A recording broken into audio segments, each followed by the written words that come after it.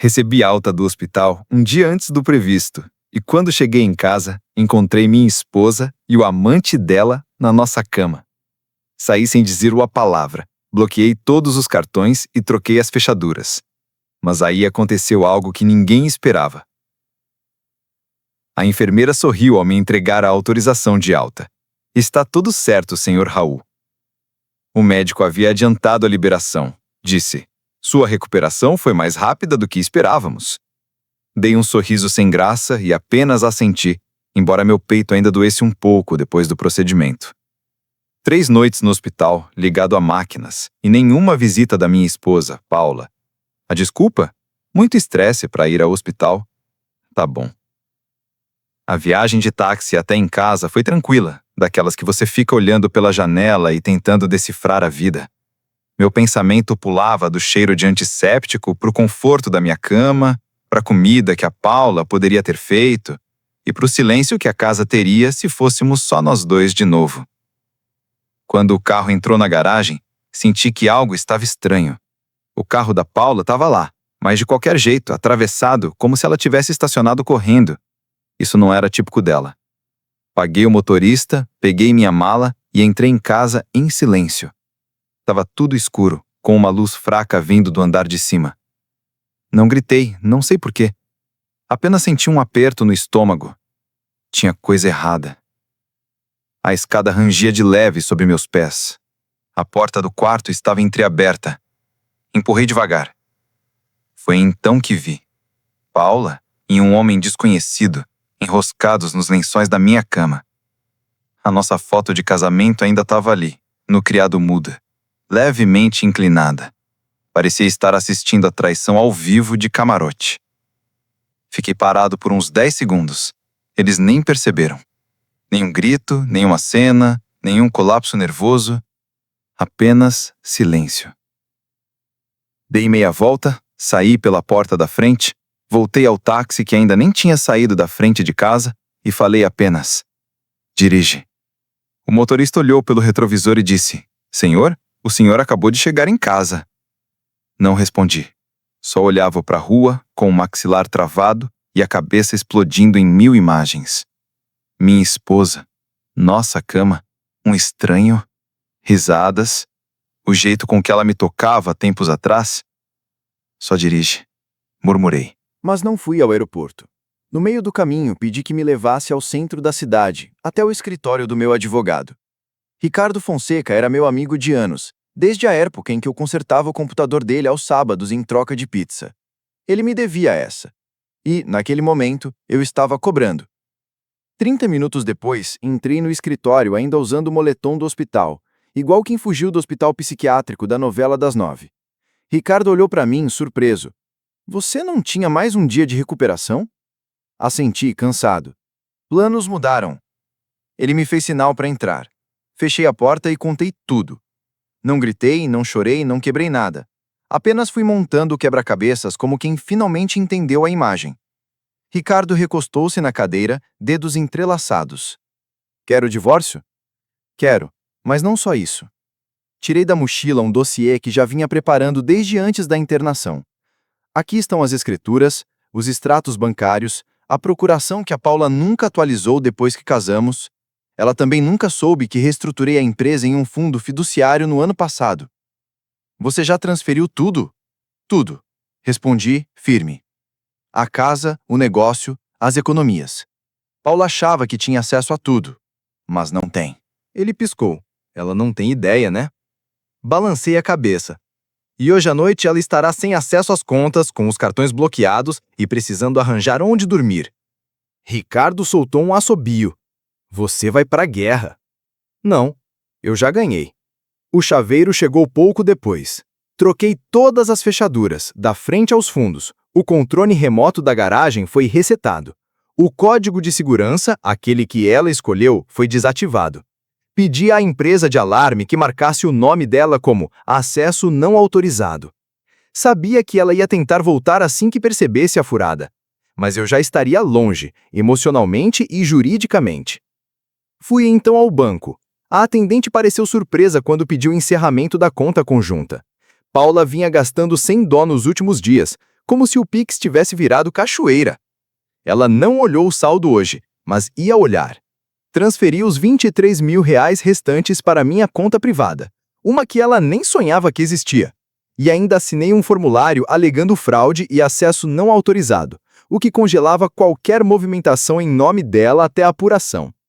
A gerente mal levantou a sobrancelha. Você não é o primeiro, disse, suspirando, mas é um dos poucos que percebeu a tempo. Eu não percebi, corrigi. Deixei que ela pensasse que estava ganhando. Por fim, o carro. Aquele SUV de luxo que ela adorava exibir nas redes como meu carrão, quando na verdade estava no meu nome. Mandei recolher no mesmo dia, devolvido à concessionária conforme a cláusula de recompra que já estava no contrato. E nem precisei estar presente. Bastou um telefonema, uma assinatura e, puf, sumiram. Quando a Paula e o tal Daniel Soares, o amante dela, subiram pela entrada da garagem achando que iam se esgueirar de novo para nossa cama, como dois adolescentes em motel barato, não tinha mais nada esperando por eles. A chave não funcionava. O carro evaporou. Os cartões, todos recusados. Eu assisti a cena do outro lado da rua, encostado na SUV do Ricardo Fonseca, meu advogado e amigo de longa data. Ele me entregou um café bem quente, com aquele cheirinho que só café de padaria de bairro tem. A Paula bateu na porta, insistente. Eu deixei. A voz dela subiu, meio esganiçada, cheia de incredulidade. Raul, abre essa porta! Isso não tem graça! O amante dela, aquele metido a galã de novela das 6, ainda tentou bancar o machão. Ô, parceiro, abre aí. A gente não veio arrumar confusão. Dei um gole no café com toda a calma do mundo, como quem saboreia a vitória. Virei pro Ricardo e falei, bora! O carro arrancou, e eu dei aquela última olhadinha pelo retrovisor. A Paula desabou na varanda, chorando que nem criança sem doce. O tal Daniel andava de um lado pro outro, grudado no celular, provavelmente percebendo que nem sinal de Pix ele ia conseguir mais. Mas olha, pena? Nenhuma. Aquilo era só o aquecimento. Na manhã seguinte ao despejo, eu tomava meu café tranquilo num hotel bacana no centro de São Paulo, vendo o povo passar apressado com o fone no ouvido e a marmita na mão. Eu estava em paz, zen mesmo, até que o celular vibrou. 10 chamadas perdidas da Paula, 5 de um número desconhecido, nem precisei pensar muito para saber quem era, e uma mensagem de voz. Ignorei. Em vez de drama matinal, abri o escritório do Ricardo. Estava tudo nos conformes, o processo de divórcio protocolado, o pedido de medida protetiva em andamento e os vídeos da câmera de segurança anexados como prova. Sim, eu assisti tudo. A bonita nem se deu ao trabalho de fechar a persiana. Me certifiquei de que o juiz assistisse também. Cinema puro. Logo depois veio a parte boa, o processo civil. A Paula havia desviado dezenas de milhares de reais da nossa conta conjunta. Dinheiro que incluía parte da minha aposentadoria do INSS e do Fundo de Amparo ao Ex-Militar Brasileiro, FAEMB. Segundo minha advogada, ou ela devolvia a grana ou responderia criminalmente. Por mim, tanto faz. Agora, cereja do bolo. O nome do amante dela, Daniel Soares, estava ligado diretamente a algumas transferências. A Paula mandou dinheiro para ele via Pix, um erro de principiante. E eu liguei para a faculdade. Pois é, a Paula trabalhava meio período na administração de uma universidade local, e o Daniel era professor titular lá. Mandei um e-mail para o setor de compliance com todas as evidências da relação extraconjugal ocorrendo dentro da própria instituição. E não é que o negócio andou? No fim do dia recebi uma resposta. Agradecemos o seu relato. O caso foi encaminhado ao Comitê de Integridade Acadêmica e ao RH. Foi como derrubar o primeiro dominó de uma fimeira inteira. Na hora do almoço, mais uma mensagem dela. Por favor, podemos conversar? As coisas saíram do controle. Nunca quisemos te machucar. E eu quase gargalhei ali mesmo no restaurante self-service. Nunca quiseram me machucar? Só se for do tipo que enfia a faca nas costas e diz que foi sem querer. Eles só não esperavam que eu reagisse com estratégia e frieza, tipo um general de guerra que troca o fuzil por um dossiê. Nada de gritaria ou cena de novela, só silêncio e ação. E o melhor ainda estava por vir. Eles ainda não sabiam quem era o verdadeiro dono da casa, nem que ele estava prestes a visitar a família portando recibos, documentos e aquele sorriso maroto no rosto. Os pais da Paula sempre me trataram como o quebra-galho, até ela encontrar alguém à altura. A mãe dela, Dona Lúcia, uma vez mandou essa no meio da ceia de Natal. Você não é o genro com quem sonhamos, mas pelo menos pague as contas. Eu guardei essa frase como se fosse troféu. Então, no domingo à tarde, parei na entrada da casa deles, lá no Jardim Paulista. Sorrindo discretamente, com uma pastinha embaixo do braço, estilo vendedor da década de 90. A Paula abriu a porta com um susto estampado na cara. "O que você está fazendo aqui?" "Vim entregar uma coisinha para os seus pais", respondi, todo formal. Antes que ela inventasse uma desculpa, a Dona Lúcia apareceu com aquele olhar de quem já vem julgando desde o berço. "Ah, o fantasma retorna!" Fingi que nem ouvi. "Posso entrar?" A Paula hesitou. A mãe dela sorriu debochada. "Deixe o rapaz falar." Fui levado até a sala de estar, onde o seu Arnaldo, pai da Paula, estava afundado na poltrona, folheando uma revista de automobilismo, como se o mundo estivesse desabando e ele nem aí. "5 minutos", soltou a Paula. "Menos", garanti. Abri a pasta com calma como quem está prestes a vender um plano de consórcio e retirei 3 documentos. Primeiro, um relatório detalhado dos R$ 38 mil que a Paula tirou da conta conjunta, com prints, carimbos de data e hora e até a transferência para o Daniel curtir uma viagem. Segundo, o e-mail impresso do Comitê de Ética da Universidade, confirmando a investigação sobre o professor Daniel Soares e a Paula por má conduta profissional.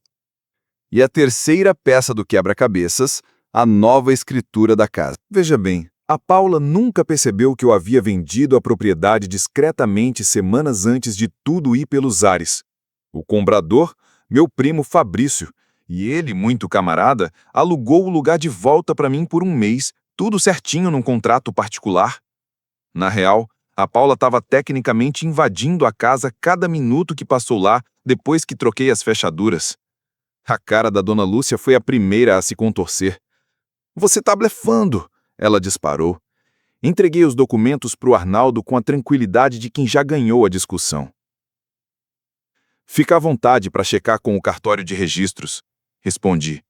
Ele folheou a papelada em silêncio, com uma cara de quem levou um tapa sem saber de onde veio. Paula tremia mais que vara verde. "Pode avisar seu advogado, Daniel Soares, que terá trabalho", completei. "Estou buscando a recuperação do dinheiro e, se precisar, a gente se encontra no tribunal." "Isso é roubo! Renda protegida pelo INSS e pelo Fundo de Amparo ao Ex-Militar Brasileiro! É crime!" ela gadejou. "E por que eu estou fazendo isso?" perguntei, olhando fixo. "Porque durante 12 anos, Paula, eu coloquei você em primeiro lugar. E você me recebeu do hospital com outro homem na nossa cama. Zombou de mim, riu da minha cara. Virei-me para Dona Lúcia. E você incentivou tudo isso.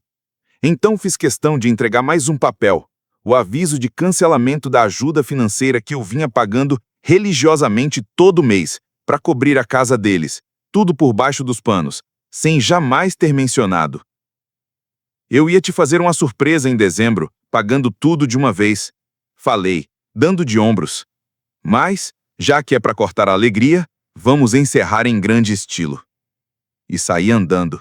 Atrás de mim, só dava para ouvir Paula gritando, Lúcia chorando e Arnaldo esbravejando com as duas. Aquilo era música. Mas vingança de verdade não é gritaria. É silêncio e estratégia. E eu só estava aquecendo. Nas semanas seguintes, o silêncio vindo do mundo da Paula dizia tudo. Nada de mensagens cheias de deboche. Nada de e-mails venenosos. Absolutamente nada. porque a vida que ela mantinha milimetricamente organizada começou a cair aos pedaços. Primeiro veio o aviso de despejo. Paula achou que era papo meu, que eu não teria vendido a casa de verdade. Mas, quando os oficiais de justiça bateram na porta e entregaram o documento na frente dos vizinhos, ela caiu no choro, daquele jeito dramático, estilo novela da tarde. O Daniel Soares sumiu no mapa. Descobri que ele tinha sido afastado da faculdade onde dava aula, discretamente, enquanto rolava uma investigação ética. E quando as mensagens entre eles apareceram nos servidores da universidade, sim, algumas com um emoji de coraçãozinho, ele perdeu tudo: cargo, aposentadoria, reputação. O conselho da faculdade ainda fez um pedido público de desculpas. A esposa dele, que não sabia de nada, foi informada por um envelope que alguém enviou com fotos da Paula e do Daniel na praia. Uma delas tinha a legenda: "Ele me faz sentir viva de novo." A esposa pediu o divórcio no dia seguinte. Paula tentou correr para os pais, mas Arnaldo não atendia nem as ligações. Dona Lúcia, humilhada demais para aparecer no clube de campo. Eles já estavam 3 meses com a hipoteca atrasada, e os credores ligavam mais do que o operador oferecendo plano novo. Quanto a Paula, acabou conseguindo um emprego numa loja de artigos para casa, daquelas que ela adorava criticar nas redes sociais. Mas o auge foi ela tentando pagar de vítima no Facebook. Postagens sobre traição, abuso emocional, drama, choro. Só que eu tinha os prints. Criei uma conta fake e comentei, bem educado: "Você não zombou do seu marido hospitalizado enquanto estava com outro na cama dele? Vai incluir isso também no próximo post?" O povo caiu matando. Curtidas, comentários chocados, até compartilhamento. O círculo social dela evaporou do dia para a noite. Naquela mesma noite, recebi uma mensagem dela: "Raul, por que você está fazendo isso comigo? A gente não pode pelo menos conversar?" "Ah, Paula, eu tentei conversar por 12 anos. Você não ouviu, então eu a bloqueei." E foi a última vez que eu ouvi falar dela. Epílogo. 1 ano depois, tô num lugar muito melhor, no mapa e na vida. Comprei um chalé aconchegante lá no Lago do Tabuão, bem pertinho do Hospital dos Veteranos. Pescaria de manhã, trabalho voluntário com ex-militares à tarde e ainda fundei uma ONG para ajudar famílias de militares a conseguirem moradia e suporte jurídico. A ONG é financiada em parte por uma graninha que o tribunal determinou que a Paula me pagasse. Todo mês, pontualmente, caem na conta R$ 5.319, valor que o juiz estipulou como a parcela dela. Perguntam se eu sinto falta dela? E a verdade é, não, só sinto falta da pessoa que achei que ela fosse. E olha, isso aqui não foi vingança, foi encerramento. Um ponto final bem colocado. Agora diz aí, essa vingança foi merecida? Comenta aí o que você acha. Curte se achou satisfatório. Compartilha com aquele amigo que precisa dessa energia de justiça. E segue o Teia Emaranhada para mais relatos cabeludos sobre traições e reviravoltas. Porque aqui, cada mentira tem seu troco. E toda traição encontra sua sombra. Fique de olho. Fique firme. Fique esperto.